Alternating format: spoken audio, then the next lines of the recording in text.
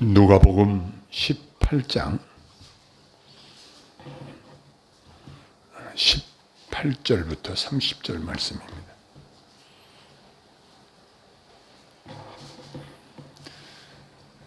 어떤 관리가 물어 이르되 선한 선생님이여 내가 무엇을 하여야 영생을 얻으리이까? 예수께서 이르시되 네가 어찌하여 나를 선하다 일컫느냐? 하나님 한 분 외에는 선한 이가 없느니라.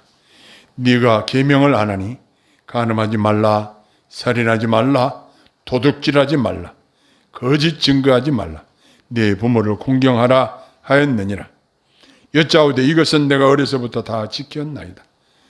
예수께서 이 말을 들으시고 이르시되 네게 아직도 한 가지 부족한 것이 있으니 내게 있는 것을 다 팔아 가난한 자들에게 나눠주라. 그리하면 하늘에서 네게 보화가 있으리라. 그리고 와서 나를 따르라 하시니 그 사람이 큰 부자의 머리 이 말씀을 듣고 심히 근심하다. 예수께서 그를 보시고 이르시되 재물이 있는 자는 하나님 나라에 들어가기가 얼마나 어려운지 낙타가 바늘귀로 들어가는 것이 부자가 하나님의 나라에 들어가는 것보다 쉬우니라 하시니 듣는 자들이 이르되 그런즉 누가 구원을 얻을 수 있나이까? 이르시되 모든 사람이 할 수 없는 것을 하나님은 하실 수 있느니라. 베드로가 여짜오되 보옵소서 우리가 우리의 것을 다 버리고 주를 따랐나이다. 이르시되 내가 진실로 너에게 이르노니 하나님의 나라를 위하여 집이나 아내나 형제나 부모나 자녀를 버린 자는 현세의 여러 배를 받고 내세의 영생을 받지 못할 자가 없느니라 하시니라. 아멘.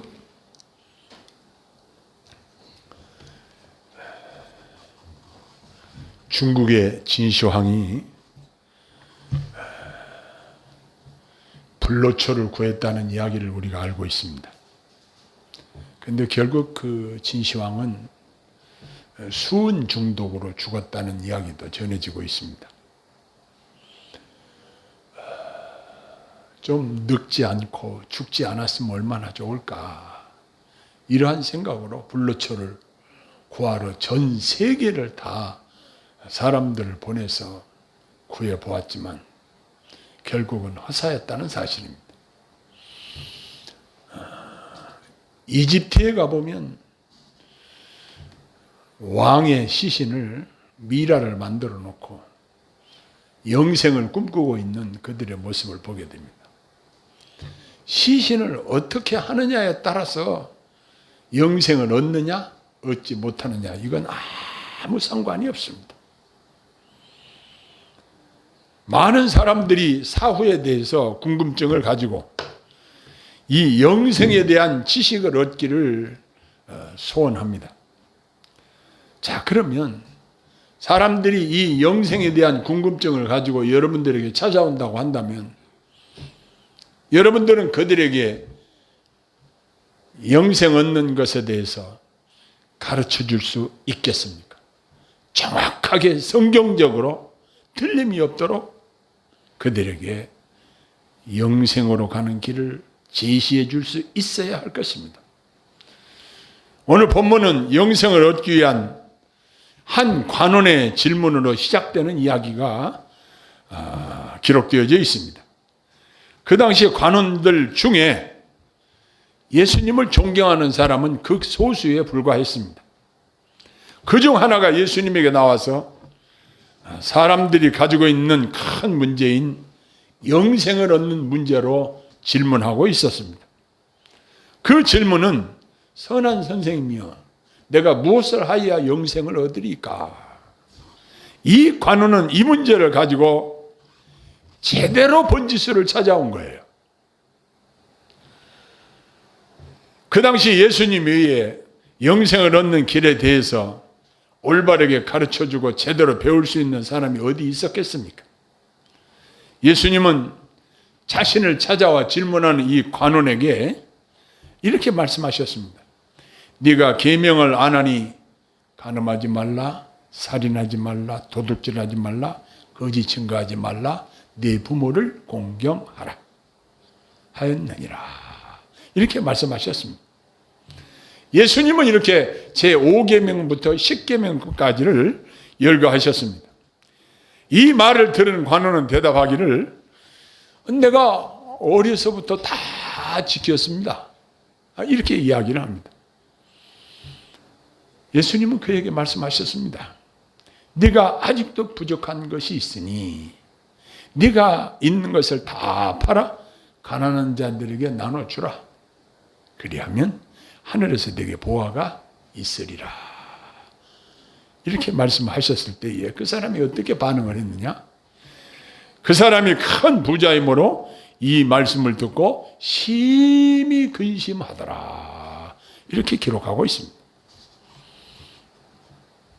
만일 형제에게 참된 사랑을 가진 자라면 자기 있는 것을 가난한 자들에게 주고, 그렇게 되면 하나님 나라에서 그에게 보화가 있을 것을 약속하셨지만 그는 근심하고 주저하다가 예수님의 말씀대로 신앙하지 못했습니다. 결국 그는 돈 때문에 그리스도와 관계가 단절되어 버리고 말았습니다. 예수님은 이 문제를 가지고 제자들과 대화를 나누셨는데, 오늘 이 본문에서 발견되어지는 것은 하늘나라 가는 길에 있어서 돈이 많은 것은 많은 사람들이 큰 방해가 되는 경우도 있다는 사실을 발견하게 됩니다. 예수님은 본문에서 그 부자 관원이 매우 근심하는 것을 아셨습니다. 그것을 또 안타깝게 생각하셨으나 이렇게 또 말씀하셨어요.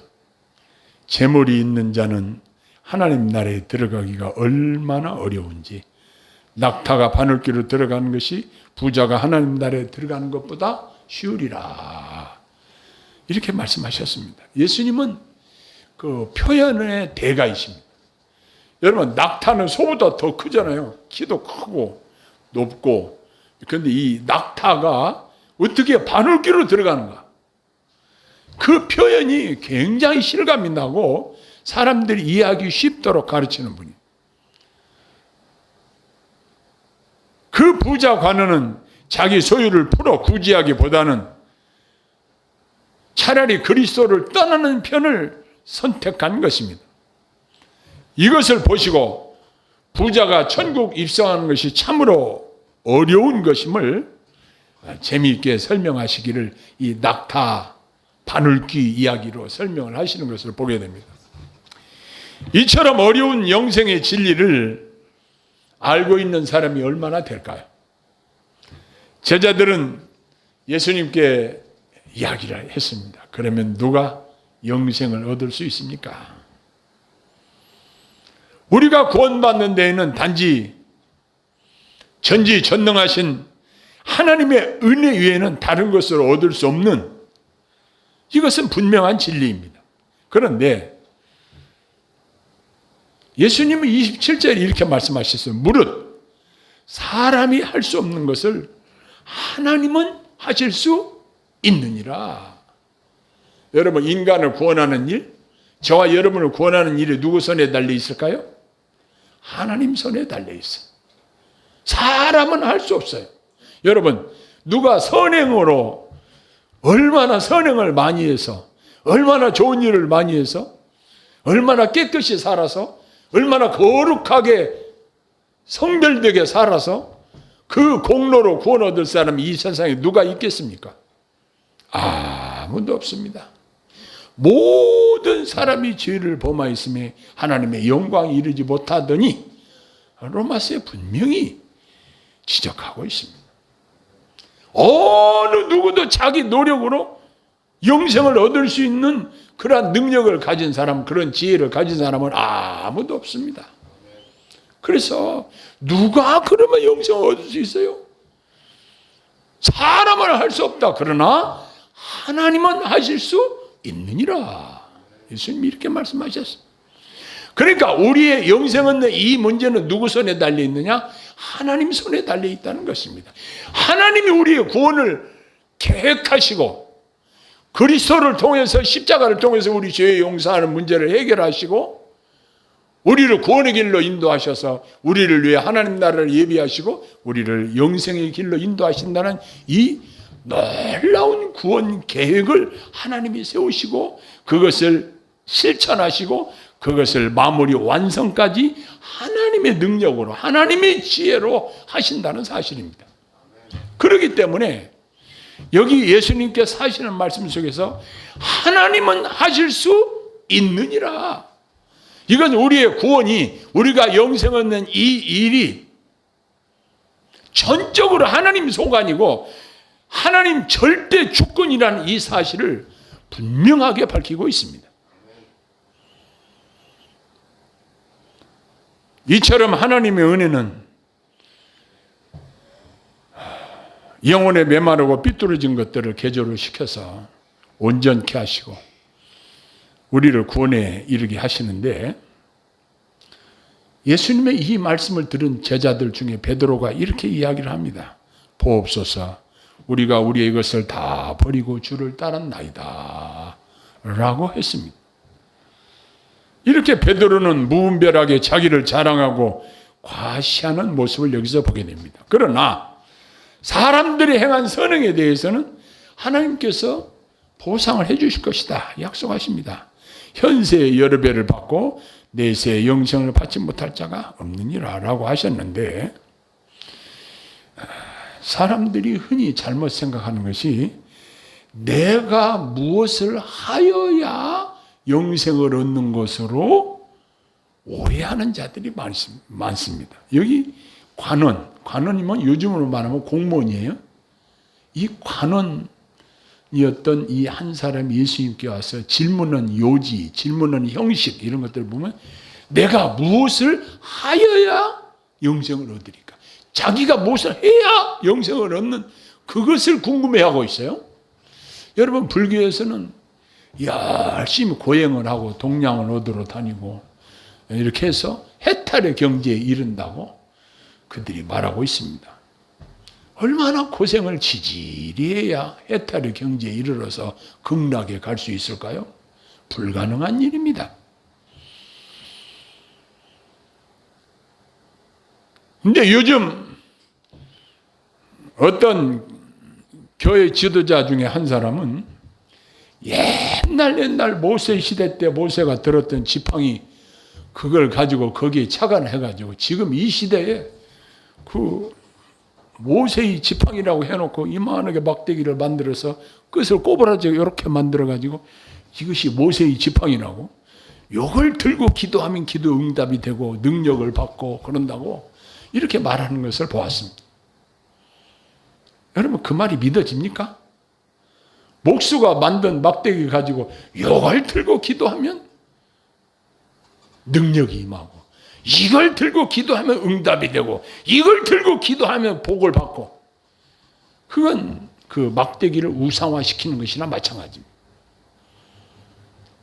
근데 사람들이 손에 그 교인들 보면 그걸 들고 와가지고 다 그걸 들고 기도해요. 강단에 있는 목사부터 시작해서 그걸 들고 그걸 내밀고 강력하게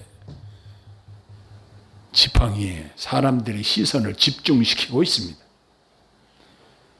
그러나 그러한 것들은 아무것도 아니에요.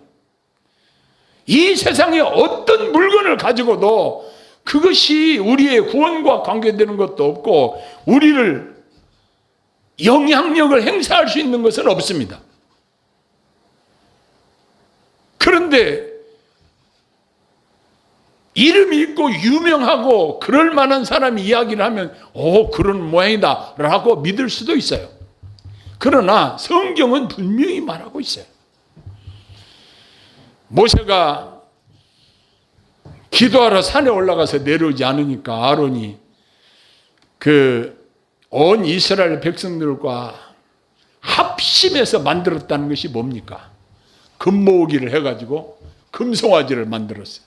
금송아지를 만들어가지고 뭐라고 그랬냐면 이것이 우리를 애굽에서 인도해낸 신이라 하고 거기에 절을 하고 그것을 숭배하고 있는 모습을 본 모세가 산에서 내려와서 화를 냈습니다. 그러나 많은 사람들은 눈에 보이는 그 어떤 것을 의지하기를 소원합니다. 그러나 우리 하나님은 우리 육안으로 보이지 않습니다. 그러나 우리의 구원이 우리의 생사화 복이 우리 하나님의 손에 달려 있다는 이 사실은 변함이 없는 진리입니다.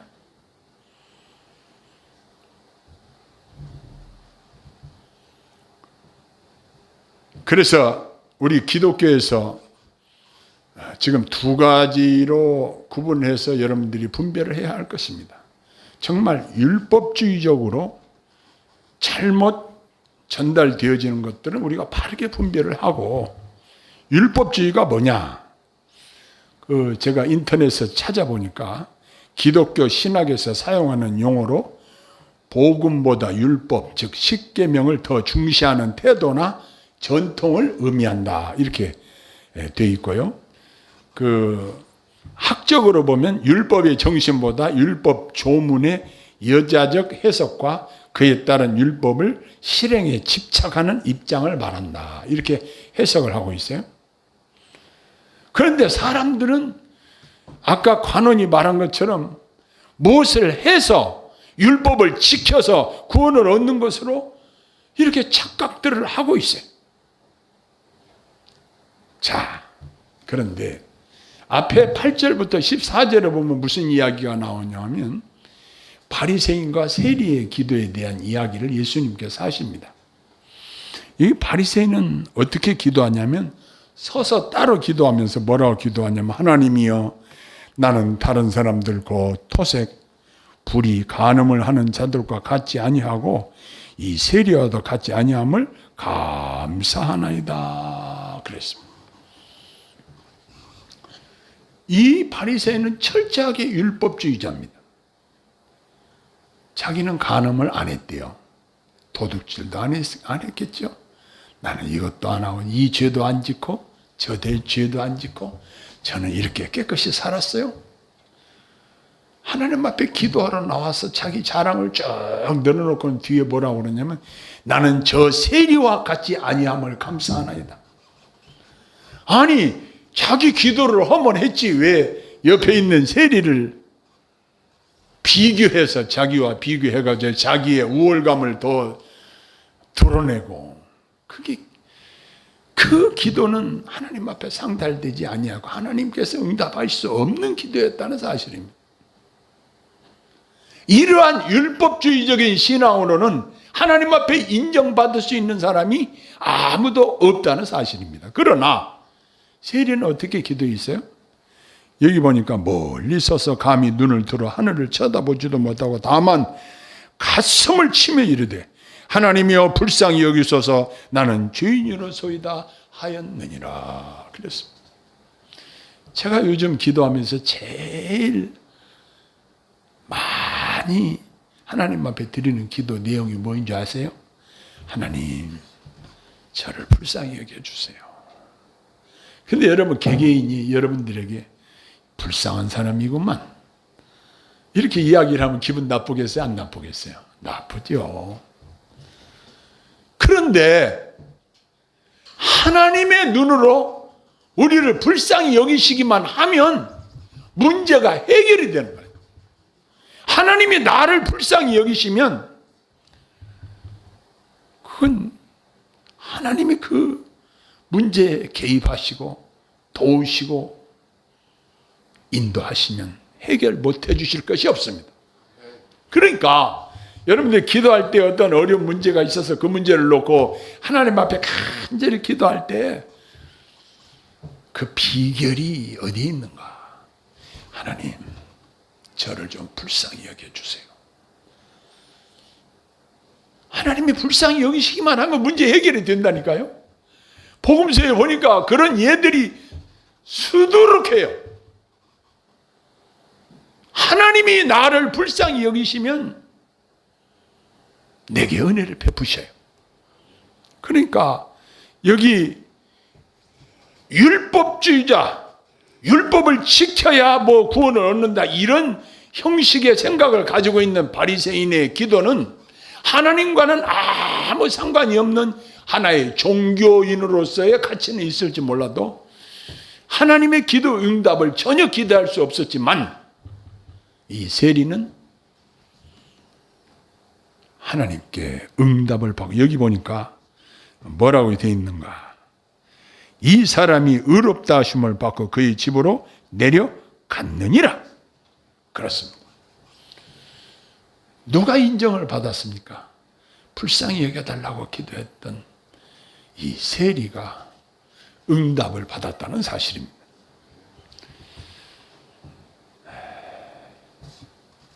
35절 이하에도 맹인을 고치신 사건에 대해서 이야기가 나오는데요.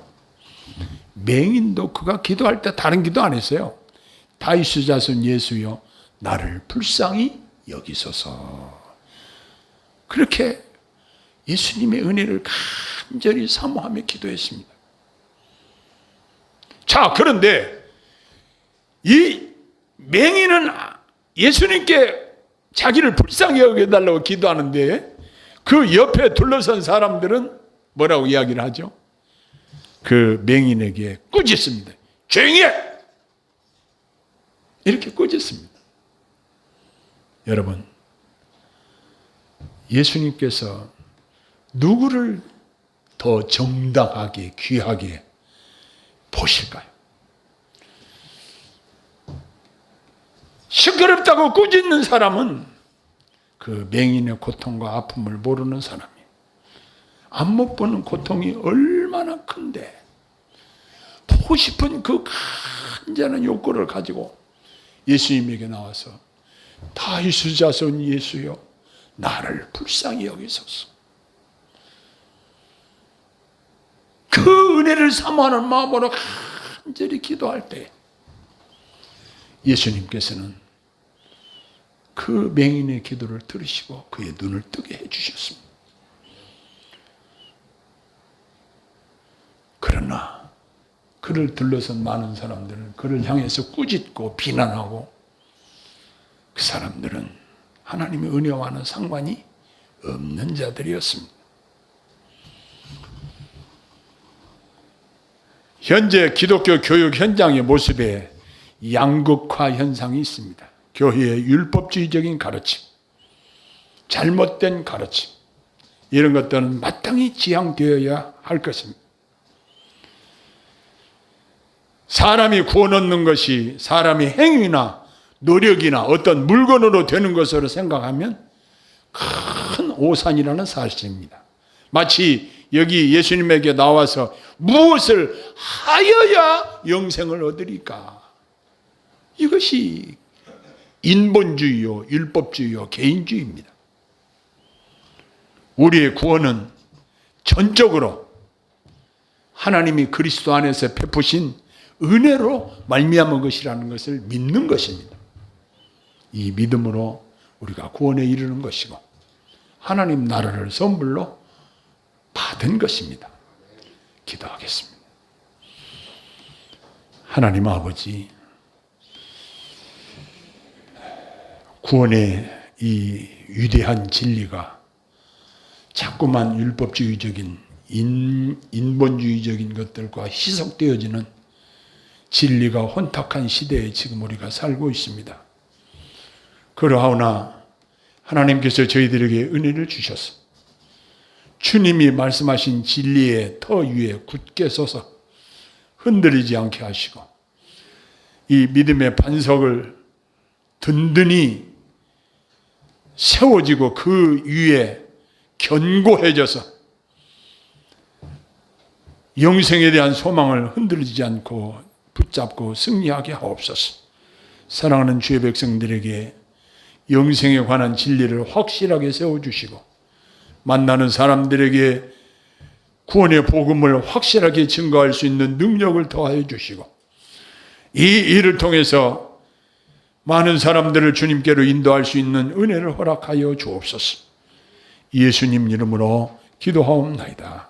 아멘.